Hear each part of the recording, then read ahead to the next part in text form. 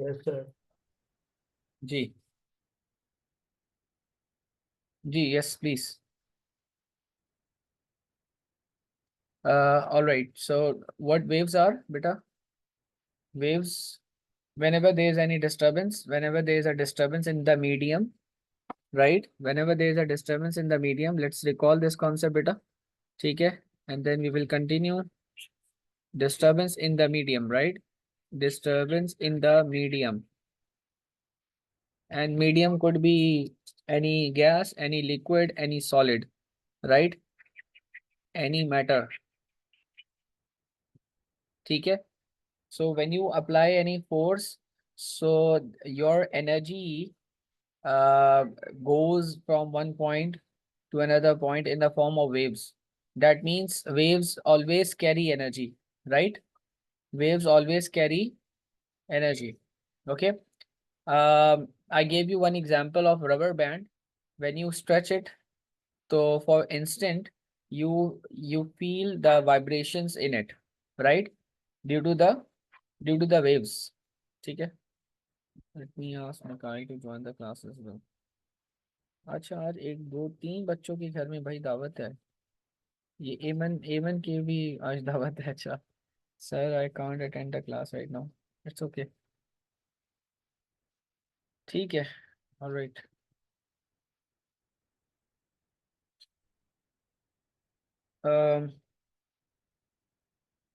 Fine. So here I gave you example of a spring, right? When you apply force, so what happens? That the spring is stretched or compressed, right? When you stretch it, definitely it will stretch, and when you apply force, when you compress it, it will definitely come closer. Okay, so the rings of the spring come closer. That means the pressure increases, right? Whenever the rings come closer, the pressure increases. Then we also discussed that progressive waves, the waves that travel from one point to another point, they are called progressive waves, right? And I gave you one example. ठीक है, और example वो क्या थी आपकी कि if you have a water right in any container, और आपके पास कोई भी एक ऑब्जेक्ट है, रॉड है, any any rod, any object, right, that can dip. तो अगर आप इसको एज अ डिपर यूज कर रहे हो, you you move up and down, so waves are going to form. ठीक है, और वो आपको मैंने बताया था कि वेव्स किस तरह फॉर्म हो रही होंगे, रिपल्स की फॉर्म में होंगी. ठीक है, राइट. रिपल्स की फॉर्म में इस तरह वेव्स बन जाएंगी. Okay. So again we can observe whenever we disturb any medium, the waves are produced. Here it is also written that energy is transferred from one point to another point. Now from where the energy is coming? uh, from the source. And what is the source? Our hand, our any vibrating material could be the source as well, right? So that means we have to vibrate the medium, we have to vibrate the matter. ठीक है. Okay. तो matter का vibrate होना, vibrate होकर waves का generate होना, that should be the inter that should be interconnected. Okay. All right, so waves carry energy. This is the main point that you all have to remember. और फिर इसके बाद हमने waves की दो types को discuss किया था. One was transverse wave and the second was longitudinal wave. ठीक है. अच्छा जी. अब ये spring वाली जो example है ना, I think everyone has understood now. ठीक है. Let me share the screen of one video so that you can easily understand and you can connect it easily. Okay.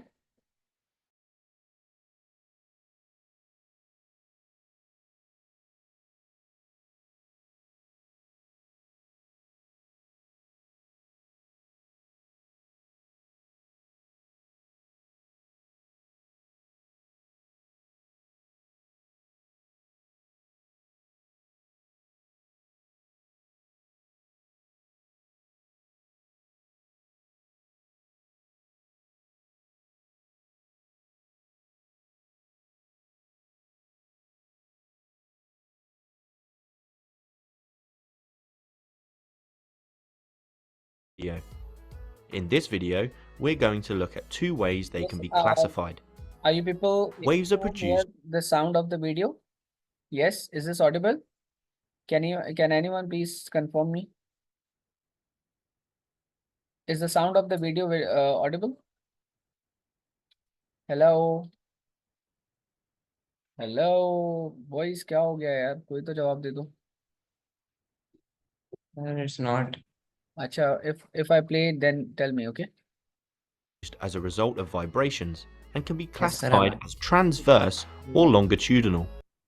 You should already Now, you are going to observe the pattern, number one, and you are going to observe the direction of the vibration of source, right? आप source को किस तरीके से किस direction में move करवा रहे हो, that is very important, okay? So please, you have to focus on it, okay? Waves transfer energy from one place to another. You should already know how to describe them in terms of frequency, wavelength and amplitude, which we looked at in another video. In this video, we're going to look at two ways they can be classified. Waves are produced as a result of vibrations and can be classified as transverse or longitudinal. Whether they are transverse or longitudinal depends upon how the particles are made to vibrate as the energy passes. Let's look at longitudinal first. This is where the particles vibrate parallel to the direction in which the wave of energy is travelling.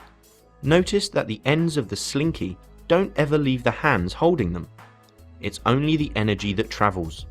The places where the coils or particles are bunched together are called compressions. Where they are furthest apart are called rarefactions. An example of longitudinal. Now over here, you must have observed that the source is vibrating right and left, right? What is the source here? The source is our hand, right? Okay, ये जो source है वो हमारा hand है, and we are moving our hand right and left, and you can observe the energy travels from one point to another point in the form of the waves, right? So let's have a review again. Or particles are bunched together are called compressions. Where they are furthest apart are called rarefactions. An example of longitudinal waves is sound. When a drum is struck, the drum skin vibrates, which causes the air particles next to it to vibrate. This causes the next air. Now see, the drum is hit by this stick, right? And the stick moves in this direction, and the sound waves are also produced in that direction. So they are parallel. So the wave that is produced due to the vibration of the source that is parallel to the direction of the wave is going to be what? The longitudinal waves. Okay, now let's come to discuss the transfer waves again. Moves up and down as transfer waves मैं last class में पहले भी discuss कर चुका हूँ, ठीक है? इसको जरा जल्दी से रिकैप कर लेते हैं. does the slinky, but the wave itself moves from left to right, so the particles vibrate at 90 degrees to the direction that the energy is moving. We can simply think of it as, in longitudinal waves, the hand pulses horizontally, pushing and pulling, and the wave energy also moves horizontally, back and forward. Whereas in transverse waves, the hand moves up and down, but the wave energy still moves horizontally. Again, the ends of the slinky never leave the hands holding it, it's just the energy that moves along. Transverse waves are usually used to show the wavelength and amplitude. Pause the video and see if you can remember how to label the amplitude and wavelength on the diagram. Did you get them right? The waves on the surface of water are transverse waves. They make the water surface go up and down. All types of electromagnetic waves, like visible light, are also transverse waves.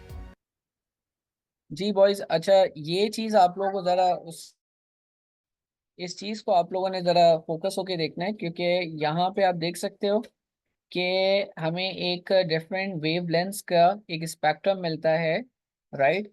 और ये electromagnetic spectrum भी कहते हैं इसको हम. Okay, in this spectrum we can see a different wavelengths, right? जैसे आप लोग AM FM TV रेडार, इन तमाम चीज़ों के अंदर जो यूज़ होने वाली जो वेवलेंथ्स हैं, आप उसकी लेंथ देख सकते हो। 100 मीटर से 1 सेंटीमीटर तक की जो वेव्स होंगी वो आपके कहाँ यूज़ हो रही हैं, रेडियो वेव्स के अंदर, राइट। ठीक है।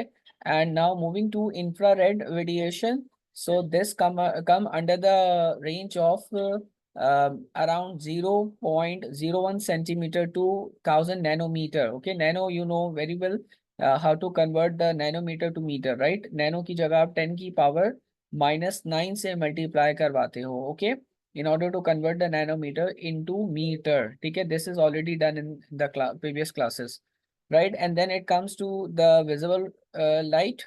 ठीक है, आपके विजिबल लाइट और अल्ट्रा वायलेट लाइट की भी रेंज आफ्टर 1000 नैनोमीटर होती है, and below 10 nanometre. Okay, so this range you have to आपको एक याद तो नहीं करनी, बट एटलीस्ट पता होना चाहिए कि वेवलेंथ यहाँ डिक्रीज हो रही है, तो उसका आप पैटर्न ऊपर देख सकते हो। As the wavelength decreases, the cycles come closer. Yes, can everyone see the pattern here? As the wavelength decreasing, yes, to the right side, as we are moving towards the right side, as we are moving towards the right side, the wavelength is decreasing, right? ठीक है, wavelength decrease हो रही है, तो आप देख रहे हो ये कितना ये पैटर्न जो है, ये साइकिल कितनी क्लोज क्लोज हो रही है। एज अ वेवलेंथ इंक्रीजिंग, तो ये पैटर्न, ये जो साइकिल है, ये कितना दूर दूर हो जाएंगी। ठीक है, yes, is this clear? Is this clear? Yes. Okay, all right. So as wavelength increases, they will go far apart. As wavelength decreasing, okay, if the wavelength decreases, then they will come closer, right? ठीक है जी। तो in the last class, I think I discussed the wavelength and the frequency, and we also discussed the wave speed equation, right? So inshallah, we are going to do some questions. So, now you should be able to describe the differences between transverse waves and longitudinal waves. Now, is the difference clear to everyone? I hope, because in last couple of 3 to 4 classes, we have been discussing these two types of waves, right? और हमारे syllabus में सिर्फ ये दो ही waves हैं। एक में आप वाइब्रेशन करते हो along the direction of the motion of the wave, और एक वेव के अंदर that is a transverse wave, जिसके अंदर आप पार्टिकल्स मीडियम को वाइब्रेट करवाते हो perpendicular to the direction of the movement of the wave। ठीक है, I hope that everything is clear now, right? ठीक है जी। Remember, it is the energy and not the slinky itself that travels. या this is the very important point that came at the last, और ये मैंने class में भी आप लोगों को बताया है, previous And not the classes में, slinky itself that the matter does not travel, right? क्या यहाँ से एक पार्टिकल उठ के जाता है? Let me go back to our work so that we can, yes. तो यहाँ पे मैंने आप लोगों को एक एग्जांपल दी थी, and you can recall it, कि यहाँ पे मैंने I have put a P here, right? तो मैंने आप लोगों को कहा था, क्या ये पी उठकर यहाँ पे आ जाता है? क्या ये पी उठ के यहाँ पे आ जाता है? अगर मैं एक लेबल कर लूँ, इसको नहीं। मार्क लगा दूं, तो will this mark go to the right side और anywhere else? Yes, beta. This, yes, Jazakallah. So that means that this, the matter does not, or material does not move. Yes, the energy moves, energy travels from one point to another point in the form of waves, right? ठीक है? So without transferring the material, without transferring the medium, the waves travel from one point to another point, right? And we have discussed two types of waves or two types of pattern. One pattern is for the transverse wave, one pattern is for the longitudinal wave. Longitudinal के अंदर हमें compressions मिलती हैं, और जो compressions मिलती हैं and rarefaction मिलता है। क्या मिलता है बेटा? Rarefaction. Is this clear? Now, how do we know which part or which region of the wave is considered to be a rarefaction? जहां पे वेव्स दूर दूर होती हैं, वो आपके रेयर फैक्शन होता है। जहां वेव्स आपके करीब होती हैं वो आपका कंप्रेशन होता है। And I told you that density और प्रेशर का क्या लिंक होता है यहाँ पे, this was also discuss, right. Examples मैंने बता दी थी और अभी आपने वीडियो में भी देख लिया है, ठीक है। यहाँ पे आप एस वेव की बात कर रहे थे because we were focusing on S wave, ठीक है। यहाँ पे किस तरह से एस वेव जनरेट हो रही हैं, देख रहे हो आप, मीडियम को डिस्टर्ब करने के बाद वेव्स कैसे डिस्टर्ब फॉर्म होती हैं, राइट, ठीक है।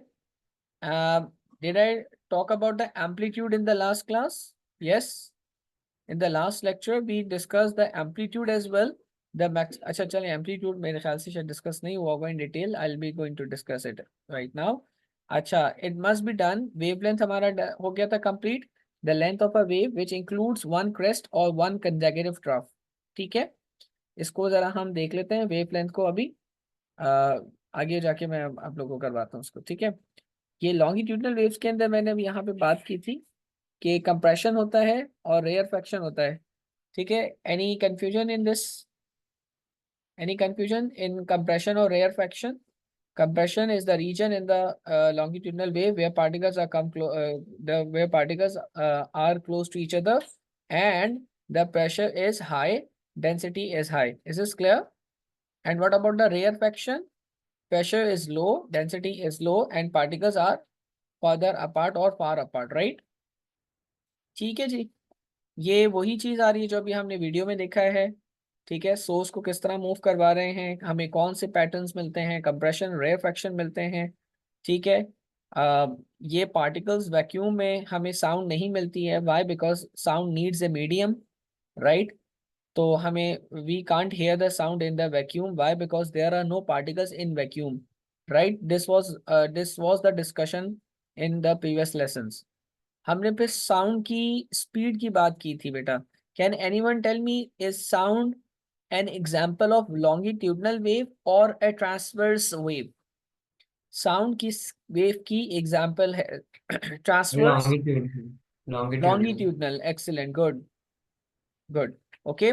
सो लॉन्गिट्यूडनल वेव्स के अंदर हमारा साउंड आ गया उस, and sound needs a medium, right. That means that sound will change its speed as the medium changes, right?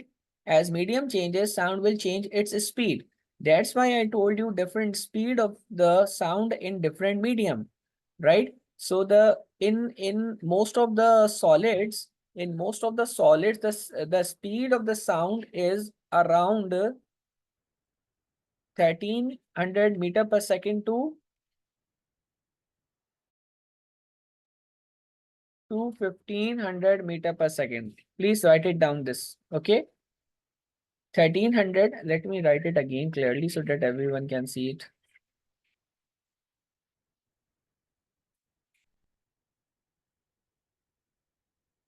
(1300 meter per second to 1500 meter per second. Okay, ठीक है बेटा।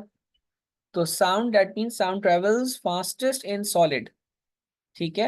Sound travels fastest in solid because particles are close, ठीक है। And the vibrations effectively take place in solids, ठीक है, as particles are close to each other. So due to effective vibration, the sound travels fastest. Okay, ठीक है जी। यहाँ मैंने आप लोग को कुछ और एग्जांपल्स भी दी थी यहाँ पे कि speed of sound in copper is 6000 meter per second, ठीक है। इन स्टील पर्टिकुलरली हमें मिलता है 5900 metre per second, right. And in water, the speed of sound, oh my god, I'm so sorry for that. मैंने आपको ये सॉलिड की नहीं लिक्विड की लिखवा दी, I'm so sorry। लिक्विड के अंदर 1300 टू 1500 डिग्री सेल्सियस होती है बेटा, प्लीज इसको make it correct, okay, right. ये आपको मैंने यहाँ पे लिखवाई भी है लास्ट क्लास के अंदर, सही। वाटर की जो है ना around 1300 to 1500 metre per second होती है, ओके।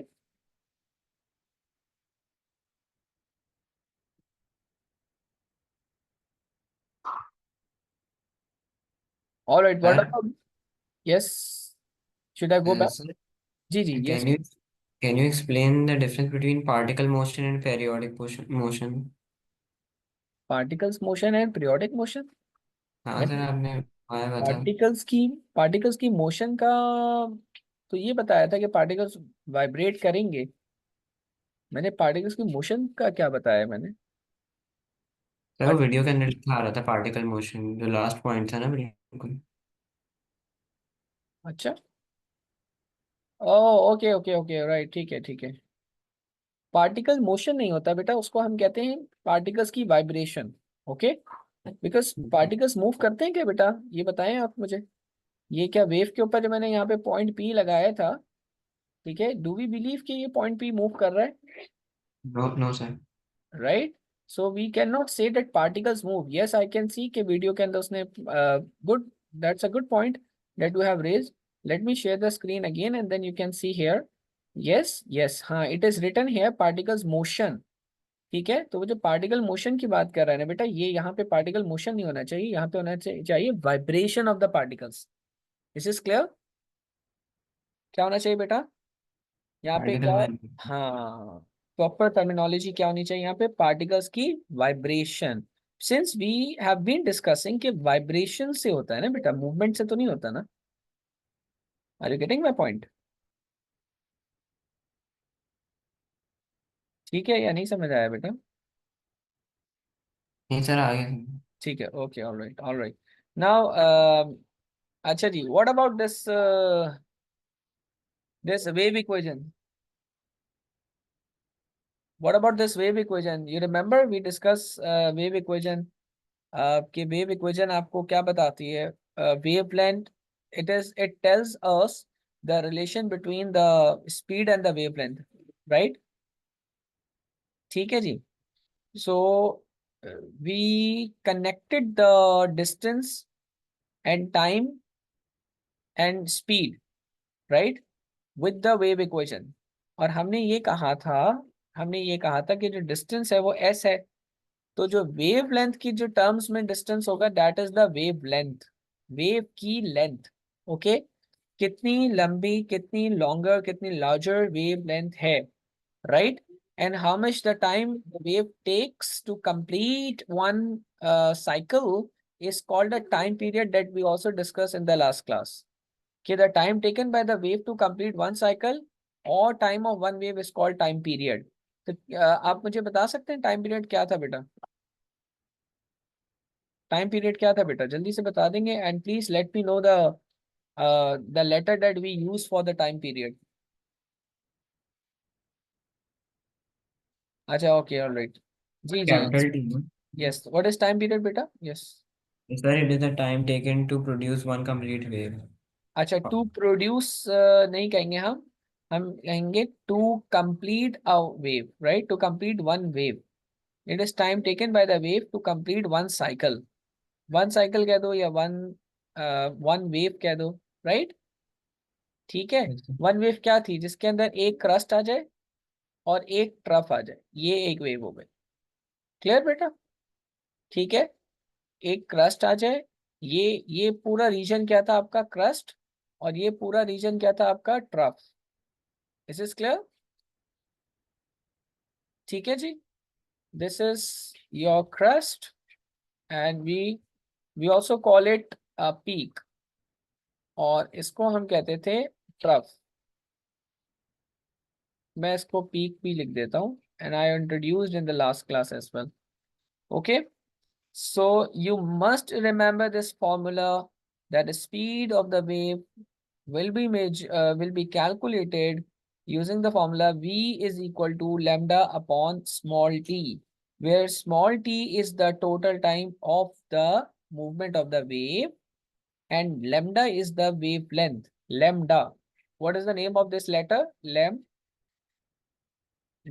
ओके, ठीक है, तो ये चीजें हमारी डिस्कस हुई भी हैं।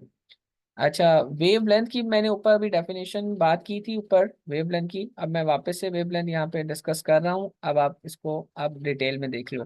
The distance between two consecutive crest और टू कंसेक्यूटिव ट्रफ, क्या मतलब है कि वो डिस्टेंस जो दो कंसेक्यूटिव पीक्स के दरमियान में जो डिस्टेंस होता है उसको वेव लेंथ कहते हैं।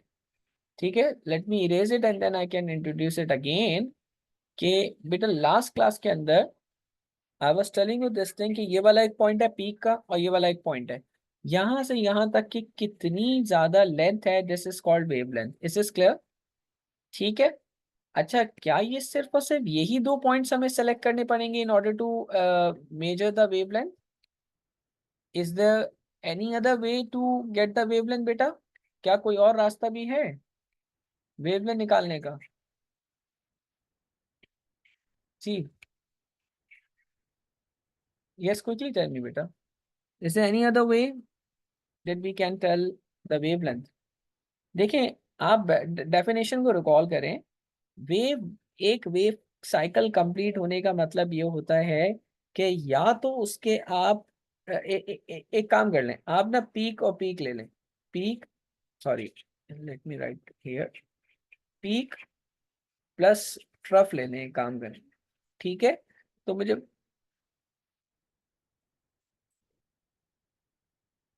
मुझे मुझे मुझे लगता है कि ये एक, अगर मैं यहाँ पे आपको बताऊं कि ये ट्रफ है, ठीक है, and you all know that yes it is trough, right?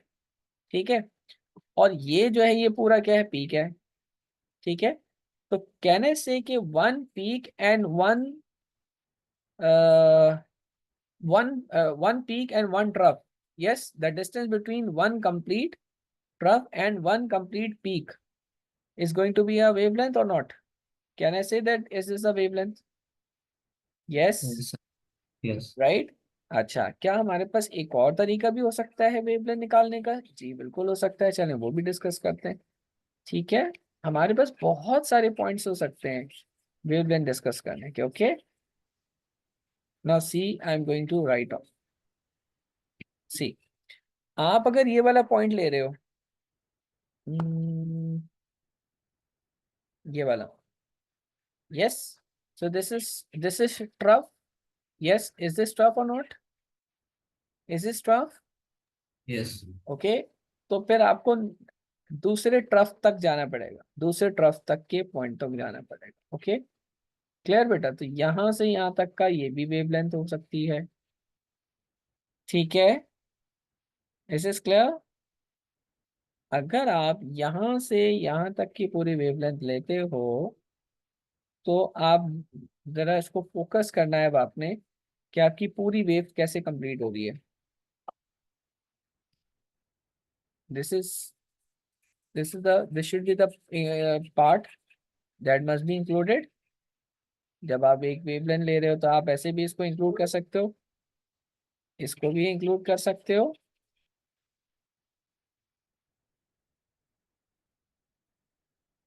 और फिर इसको भी इंक्लूड कर सकते हो। मतलब करोगे, कर सकते क्या हो, मतलब definitely you have to include it, right?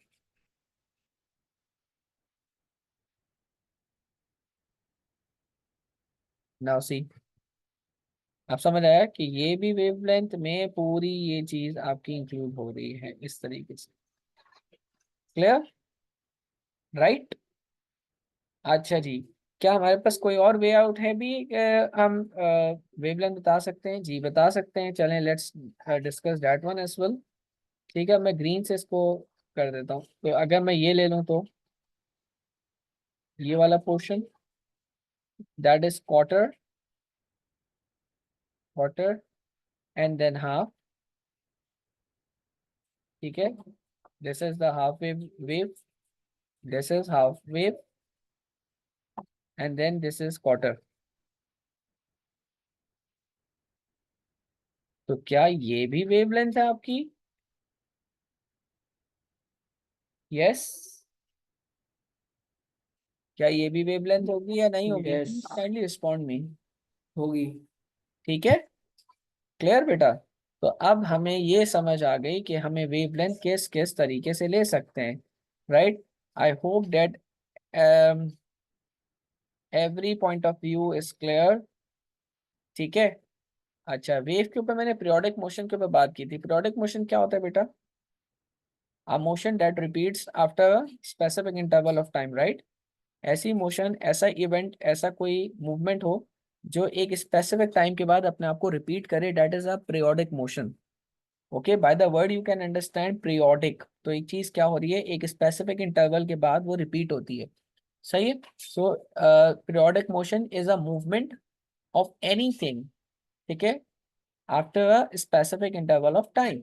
और जब हम स्पेसिफिकली वेव की बात कर रहे हैं, तो बेटा वेव का मतलब क्या हुआ कि वो एक वेव है जो अपना पैटर्न को वापस से रिपीट करती है, ठीक है, after specific interval of time, and that interval of time is called a time period. मतलब एक वेव अगर वो पीरियोडिक है, अगर एक वेव वो पीरियोडिक है, दैट मीन्स कि वो एक पर्टिकुलर टाइम के बाद अपने आप को वो रिपीट करेगी। क्लियर? ठीक है। Now we also did these questions, ठीक है, जिसके अंदर मैंने आपको नंबर ऑफ साइकिल्स को काउंट करवाया था। You remember in the last class और in the last couple of classes we did this thing, कि मैंने आपको कहा था ये एक वेव है यहाँ तक, और उसको कितना टाइम लग रहा है, मैंने ये भी बताया था ना, टाइम कितना लग रहा है इन सेकंड। ठीक है, तो 4 सेकंड लग रहे हैं एक वेव को कंप्लीट होने में, right? So what is our observation, the one cycle is completed in 4 seconds. ठीक है, ऐसा ही है। ठीक है बेटा। So it is the time taken to produce one complete wavelength. तो अब आपसे मैंने पूछा था कि इसका टाइम पीरियड क्या होगा। ठीक है, तो आपने कहा था एक वेव को कितना टाइम लग रहा है, कितने सेकंड लग रहे हैं, एक वेव को कंप्लीट होने में कितना सेकंड लग रहे हैं बेटा, एक वेव को कंप्लीट होने में बेटा कितने टाइम लग रहा है बेटा, second. 4 second. Is this clear? ठीक है। So there are two ways to tell me the time period. One is to just take one cycle और वन वेव और फिर उसका टाइम ले लो। तो एक वेव का टाइम आपका, एक वेव का जो टाइम है वो 4 सेकेंड है, that is the time period of this signal और wave. Clear?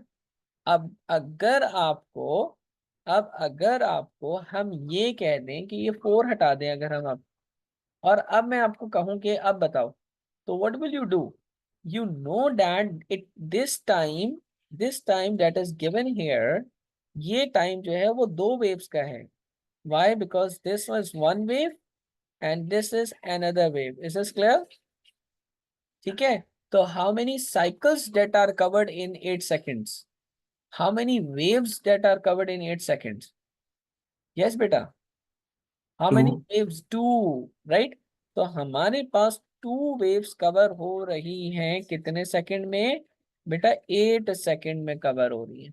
Is this clear? तो आपके पास नंबर ऑफ वेव्स के लिए हम यूज करते थे small n, that I told you this thing in the last class, and then the time, जो total time हमने लिया है एक वेव के अलावा जो टाइम होता है हम उसको स्मॉल टी कहते हैं। ठीक है, and then you are going to tell me the time period. So time period can be found using this formula, total time divided by the number of waves. Clear बेटा? तो ये तो बहुत आसान है, लॉजिकल, बहुत बहुत ही सिंपल सी logic है, इसमें कोई बड़ी चौड़ी कहानी नहीं है। ठीक है, so your answer would be 8/2, that is 4 second. तो again you are getting 4 second as a time period of this signal that is given to us. ठीक है बेटा, एनी कंफ्यूजन टिल हियर? कोई क्वेश्चन है प्लीज मुझसे पूछ सकते हैं आप। ओके, फिर हमने एक और वेव शा किया था, यहाँ पे 10 सेकेंड दिए थे, 2 waves are covered in 10 second, so then you can tell me what is the time period. Now 2 cycles are covered in 10 seconds. ठीक है, so that means 10/2 will be a 5 second. That is the time period of this wave. ठीक है, now let's come to the frequency. अब हम frequency की बात करते हैं जल्दी से।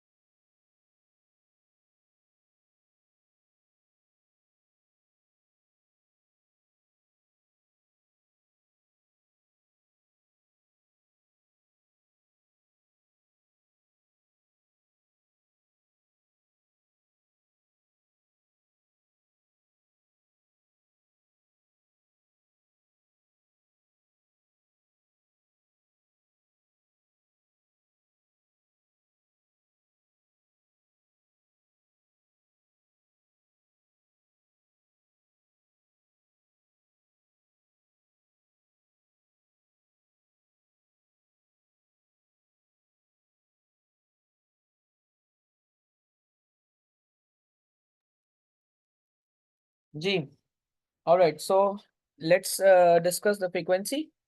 अब फ्रीक्वेंसी की हमने बात की थी, number of cycles in 1 second, 1 second में कितनी साइकिल्स जा रही हैं, that is called frequency. Okay, तो हमने यहाँ पे ये डिस्कस किया था लास्ट क्लास के अंदर, that f is equal to small n upon t, that is the formula that will be used to find out the frequency. Okay,